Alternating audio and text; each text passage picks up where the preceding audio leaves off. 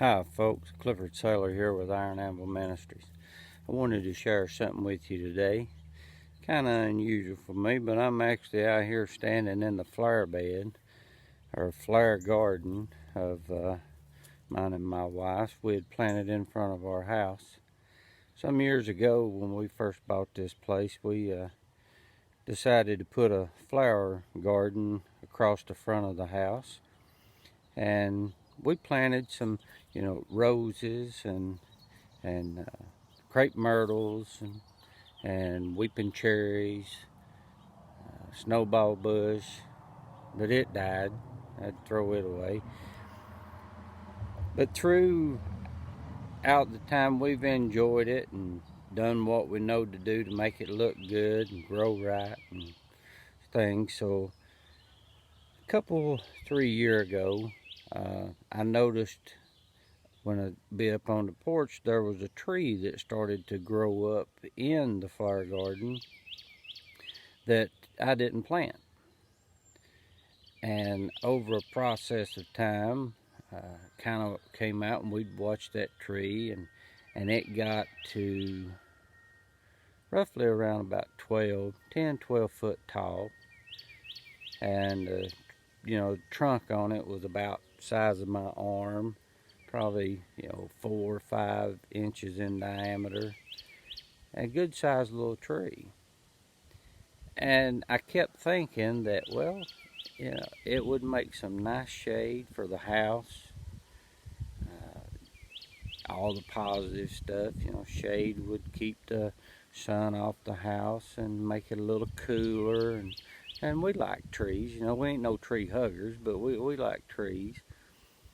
And so I just let it grow for about 3 years. Well, then all of a sudden I got to thinking about all the negatives.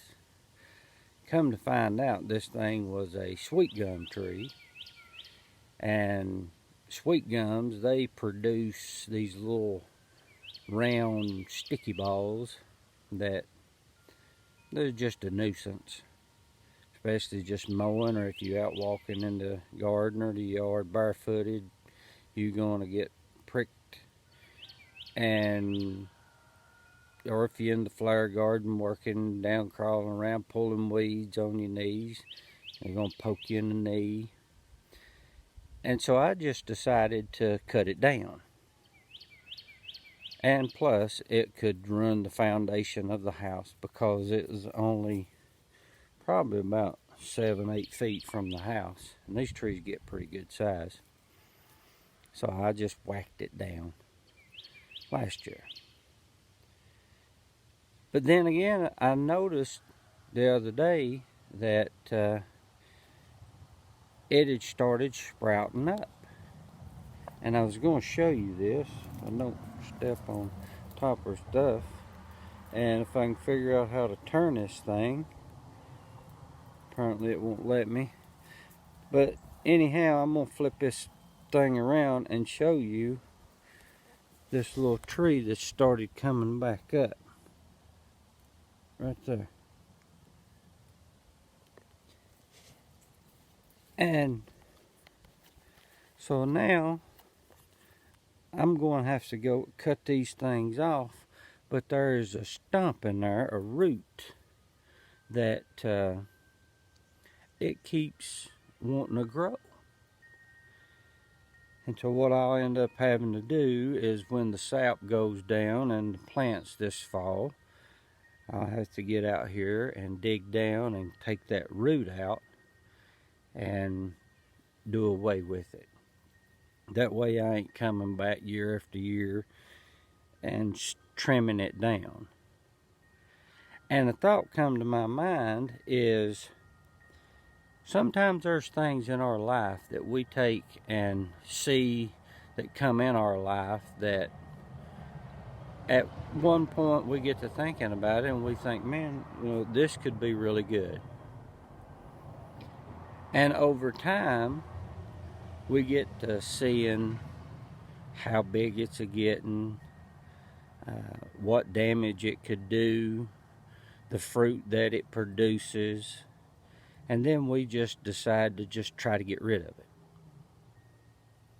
And in this case, I let it get so big that it's put out, no doubt, some pretty good roots underneath that I don't see right now, but it's enough that it keeps sprouting up these little trees.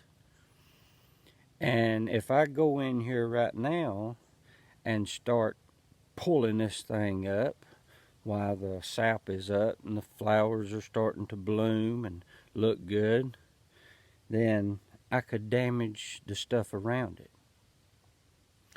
And when we think about that, if you look at the parable that Jesus was telling them about the sower sowing the seed in Matthew chapter 13, and he had sowed good seed. We'd sowed a lot. We planted some nice flowers out here.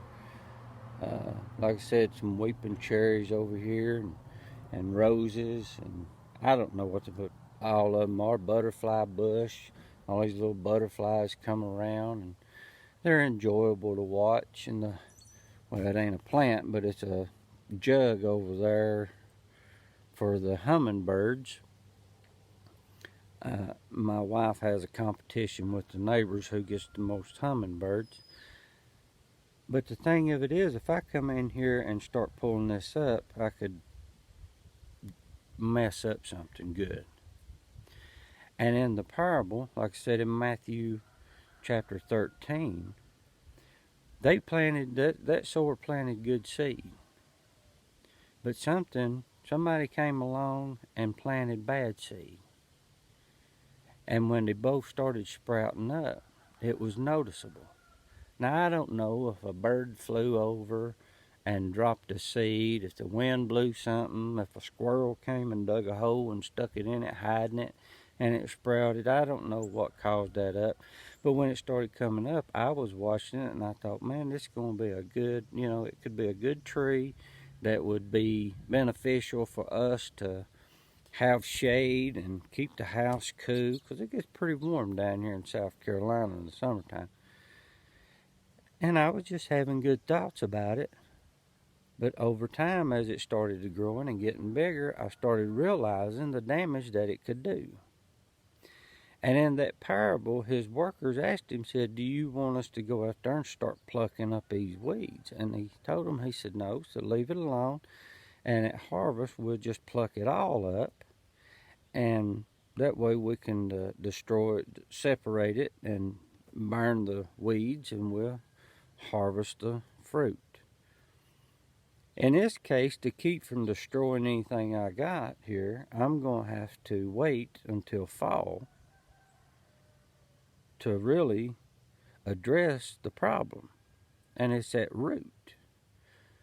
Because when something takes a root and it's close to something else, these roots, they get intertwined and all tangled up together, and they're fighting for moisture and nutrients and things. And if we don't address it while it's small, if I came out here when I saw it first came up, and it's probably 3-4 inches tall, I could just pull the thing up and it would have been done away with. But my thoughts, my action of thinking, well, it could be good shade and various of things, it grew. And now it's a problem. Now I can, like I said, either address it every time it comes up, or I can do away with it permanently. That's the things that we need to think about in our life when things come up. What's good for you and what's not good for you? Are you going to address it now? Or are you going to let it just keep popping up and messing with you and causing problems in your flower bed? Something to really think about. Go to our website at Iron Amble Ministries, ironam.org. Check us out. Send us an email. Go online and give. We love helping men, women, and children to stay in Bible-based institutions. And we've been helping people all over the country. We have people messaging us, sending us requests for full sponsorships, and that's one of our goals, is to be able to fully sponsor men, women, and children to attend Bible-based institutions. But right now our finances is not allowing us to do that, but we will. And with the Lord's help and your help, we'll be able to have this up and where we're helping everybody that comes to us. You be blessed today. I love you and God loves you. Take care.